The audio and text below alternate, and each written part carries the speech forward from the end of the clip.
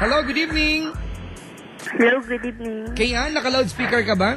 Hindi po. Headset? Hello? Hindi rin po. Ba't ganun? Parang maingay. Ano po, radyo.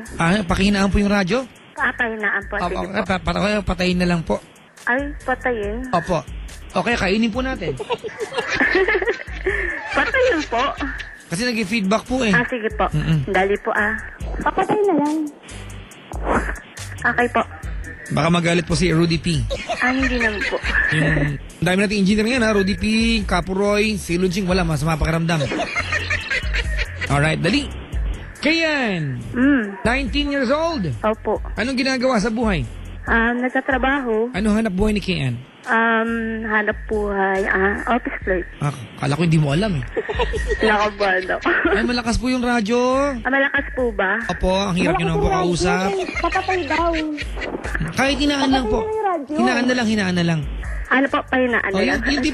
Yung walang feedback. Sige, yung pinakamahina po na walang feedback. Saglit po pahinaan naman yung radyo. Yung radyo doon, no? Hello? May away sa ere. Ano po? Sige, Kayan. Office clerk. Opo. May problema sa puso? Sa una, meron. Ngayon, wala na. Anong pag-usapan natin? Sige, meron. Invento lang ito, ganun. Hindi, totoo, meron. Okay, so you have a love concern.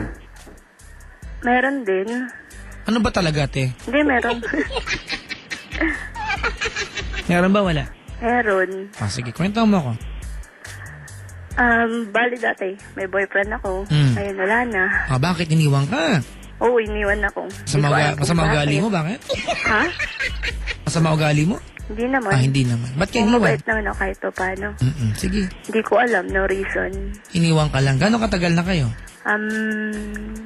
Tumagal, 3 months. 4 months yata. 4 months? Okay. So, yan ba ang gusto mong pag-usapan ngayon? Okay lang din. Yun na lang. So, tumawag ka sa akin na hindi mo alam kung anong gusto mong pag-usapan? Baka mo na yung phone. Ganun. Hindi, kasi kung wala kang gusto pag-usapan, ngayon mo palang iisipin. Ha? Ngayon mo palang iisipin yung problem mo. Baka wala ka talagang problem. Hindi, kasi lang to. Biglaan. Tinesting ko lang. Yun, napagtripan tayo mga kaibigan. Hindi naman, no? Grabe naman. Kung gano'n, napag-usapan natin, huwag na yung love problem mo, wala naman talaga. Mag-iimbento lang Sige tayo. na, pero ito talaga. Dali, kwentuhan mo ako. Ayun, bali, di ba may ex ako? Tapos, basta na ipag-break lang siya sa akin. Tapos, sa tingin mo kaya, love pa ba ako ng... Hindi, kasi ang guling. Ako nagulo ako sa'yo bigla eh. Nakabahan ako.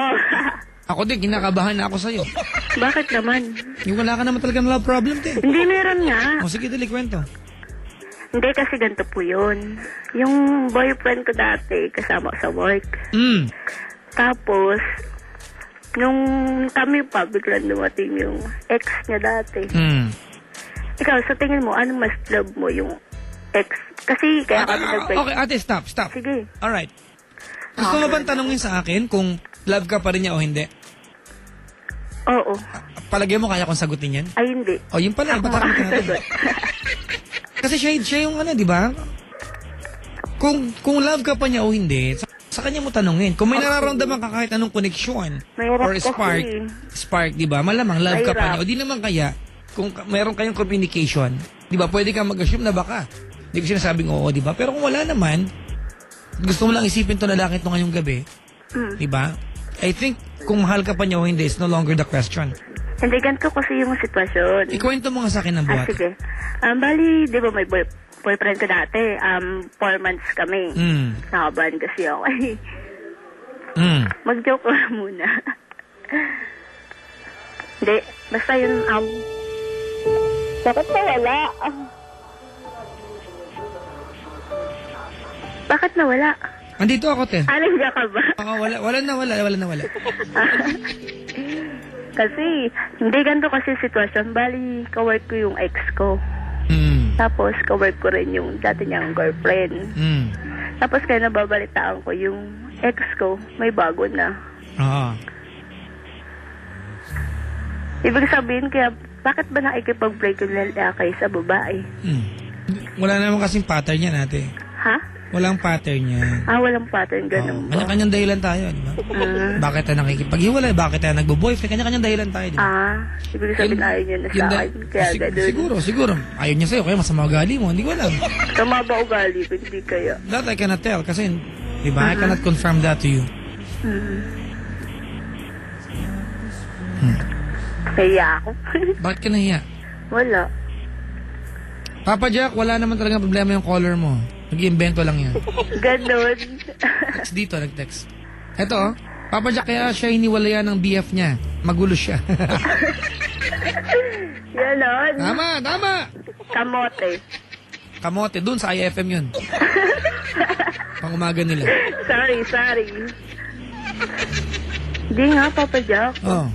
Kasi nga, pero love ko pa yung guy. Hindi ka na love, di ba?